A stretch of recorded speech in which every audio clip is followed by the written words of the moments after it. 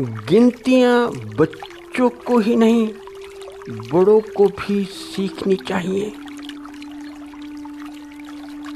बड़ों को इसलिए सीखनी चाहिए क्योंकि बड़े भी बच्चों की गिनतियाँ ही जानते हैं।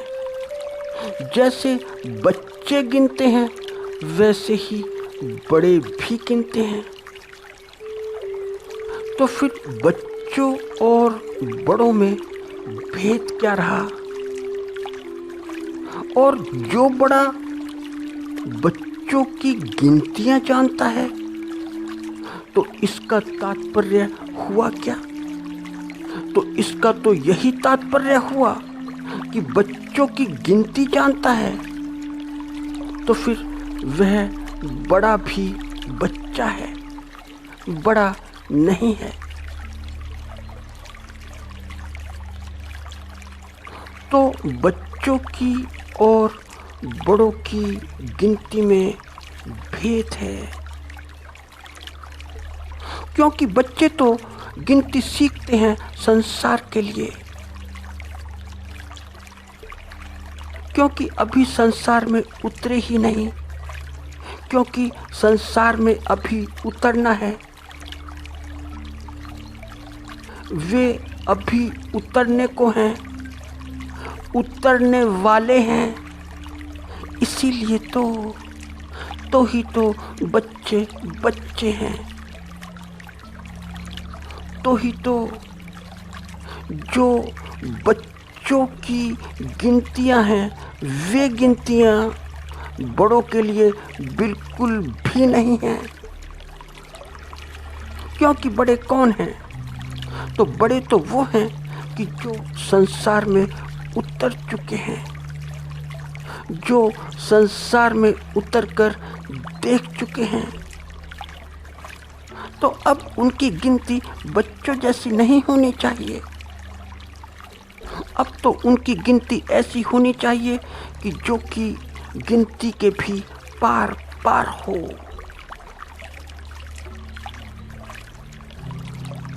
अगर उनकी ऐसी गिनती है कि गिनती के अंदर आती है तो फिर उनकी क्या गिनती है? कोई गिनती नहीं।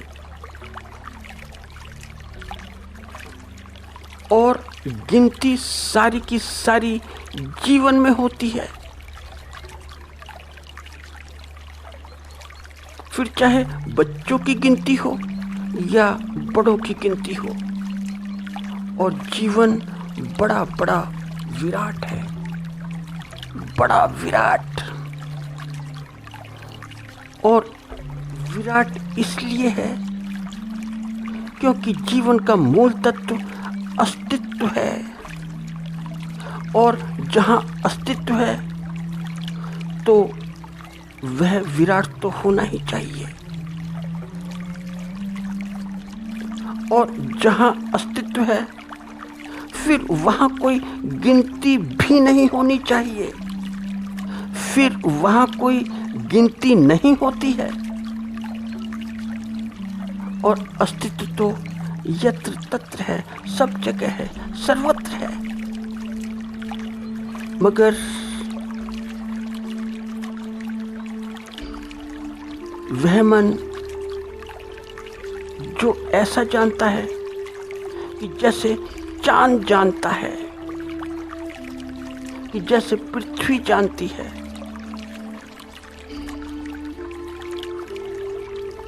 रोशनी चांद की अपनी नहीं, पृथ्वी की अपनी नहीं। रोशनी तो सूर्य की है, रोशनी तो अस्तित्व की है। रोशन तो अस्तित्व है। तो बोल भी अस्तित्व के हैं। और जो अस्तित्व के बोल हैं वो अबोल हैं।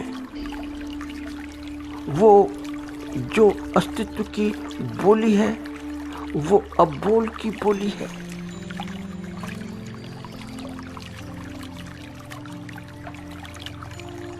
और गिनती भी अस्तित्व की ऐसी है कि जैसे कि कोई गिनती नहीं, गिनती है ही नहीं। और अगर अस्तित्व को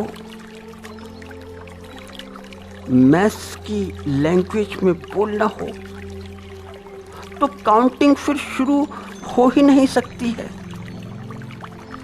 नंबर्स में। और क्यों नहीं हो सकती है? क्योंकि अंक है ही नहीं, कोई भी तो अंक नहीं, कोई भी तो नंबर नहीं।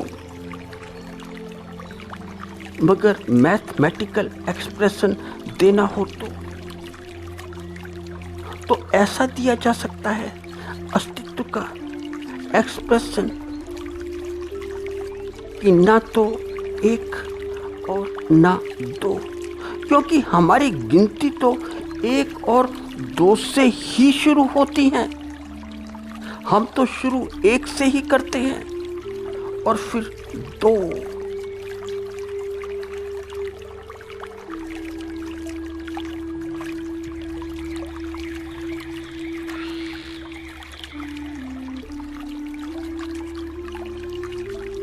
मगर यहाँ पर ना एक और ना दो, कोई भी नहीं।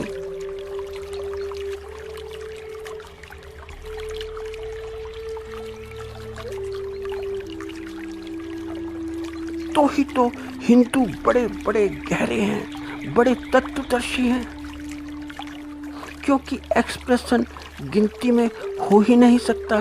तो ही तो हिंदू कहते हैं कि अद्वैत, अद्वैत का अर्थ क्या? ना एक और ना दो, क्योंकि एक होगा तो फिर दो का होना बड़ा बड़ा अनिवार्य है, दूसरे का होना बहुत बहुत अनिवार्य है। तो कोई भी गिनती नहीं है। अब क्या करें? गिनती तो करनी है, तो गिनती हो कैसे? तो हद से हद गिनती अगर हो सकती है, और ऐसी गिनती कि जहां पर अस्तित्व भी हो, अस्तित्व भी गिनती में आ जाए, तो फिर दूसरा बड़ा बड़ा अनिवार्य है। और दूसरा है कौन सा अनिवार्य? वह अनिवार्य है कि जो अस्तित्व का संगी है, जो अस्तित्व का साथी है, उसको साथ लिया जाए। अगर उसे साथ लिया जाए तो फिर गिनती हो सकती है, तो फिर की जा सकती है गिनती। फिर बोला जा सकता है कि एक और फिर दो। तो फिर ऐसे तुम बोल सकते हो कि मैं और फिर तू, फिर मैं भी और तू भी, दोनों के दोनों। और जहाँ पर मैं और तू होता है, जहाँ पर एक और दो होता है, तो हिंदू इसे द्वैत कहते हैं कि दो। तो हिंदू कहते हैं कि बस अगर गिनती की जा सकती है तो दो तक ही की जा सकती है। तो जीवन की जो भी गिनती होती है वो दो से आगे निकल नहीं पाती, दो से आगे बढ़ नहीं पाती, दो पर ही रुक जाती है। दो के साथ ही पूर्ण विराम लग जाता है, दो के साथ ही फुल स्टॉप, कि एक तो वो जो अस्तित्व और दूसरा मन। बस ये तो गिनती समाप्त हुई।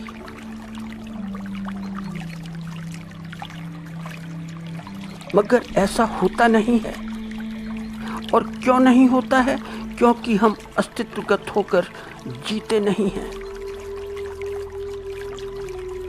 तो हम क्या करते हैं कि अस्तित्व की रोशनी को अपनी रोशनी बना लेते हैं, अस्तित्व की रोशनी को अपनी रोशनी बोलने लगते हैं, ऐसा मान लेते हैं, ऐसा जान लेते हैं कि मेरी रोशनी है, मैं रोशन हूँ।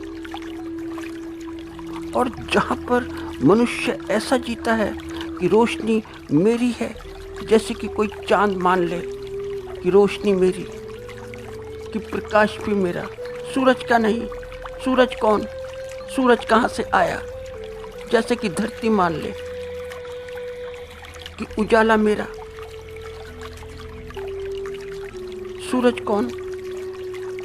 जमीन भी ऐसा बोले और चांद भी ऐसा बोले, और दोनों बोले कि हमारी अपनी चमक है, हमारी अपनी शाइनिंग है, हमारी अपनी रेपुटेशन है, और दोनों ही दावेदार हो जाएं इस बात के कि रोशनी हमारी है, तो सूरज क्या करेगा? सूरज तो स्थिर है, घूमती तो पृथ्वी है, घूमते तो दूसरे नक्षत्र हैं, तो सूरज तो मुंह खोकर देखता रहेगा दावेदारी को।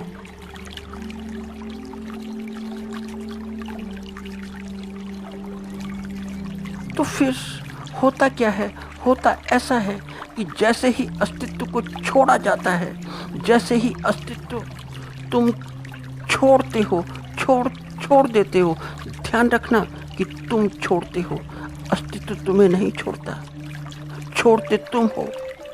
तो जैसे ही तुम अस्तित्व को छोड़ते हो तो फिर गिनतियां ही गिनतियां हो जाती हैं, और ऐसी गिनतियां बड़ी अनोखी है, बड़ी अनोखी। फिर जीवन में आदमी की जो गिनतियां होती हैं उसका स्वरूप पूरा का पूरा बदल जाता है। कैसे बदलता है? ऐसे बदलता है कि जो आदमी के पास होता है, होता तो बहुत कुछ है, मगर जो कुछ उसके पास होता है उसकी कोई गिनती नहीं होती, उसकी कोई काउंटिंग नहीं होती। तो जो पास में है वो नहीं गिना जाता है, जो पास में है वही छोड़ दिया जाता है, वही छूट जाता है, क्योंकि जो पास में है उसकी क्या गिनती। तो गिनती में जो आता है वो आता है कि जो पास में नहीं है। फिर गिनती में क्या है? तो गिनती में वो है कि जो पाना है, पा लेना है, कि जिसे पाना है वह गिनती में है, मगर जो पा लिया है वह गिनती में नहीं है। तो जो अभी पाना शेष है बस उसकी गिनती है। जो पा लिया है उसकी गिनतियों में कोई भी गिनती नहीं है।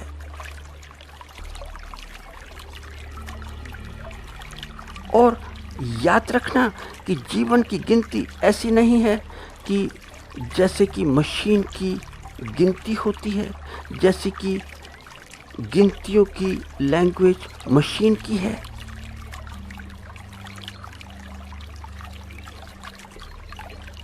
मशीन की लैंग्वेज तो ऐसी है कि जैसे कि बाइनरी लैंग्वेज, कि ऑन या ऑफ।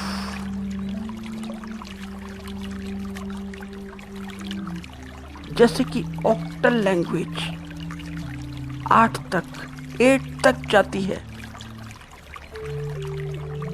डेसिमल लैंग्वेज लो तो 10 तक जाती है।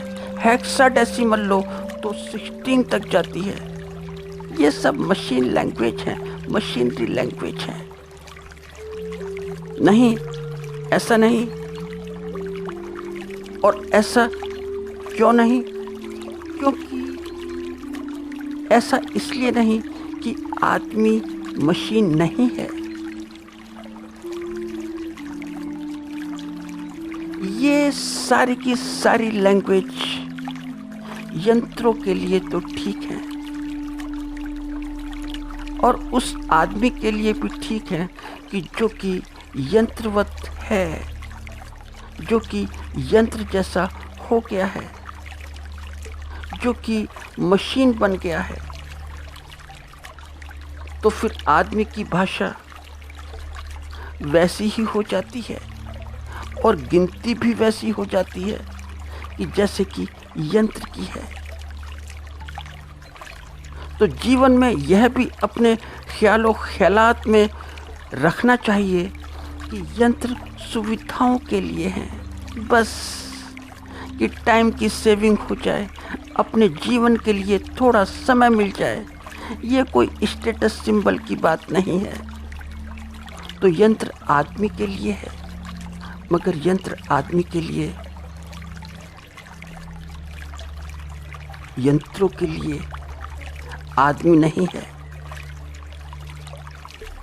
यंत्रों के अधीन आदमी नहीं है, आदमी के अधीन यंत्र हैं।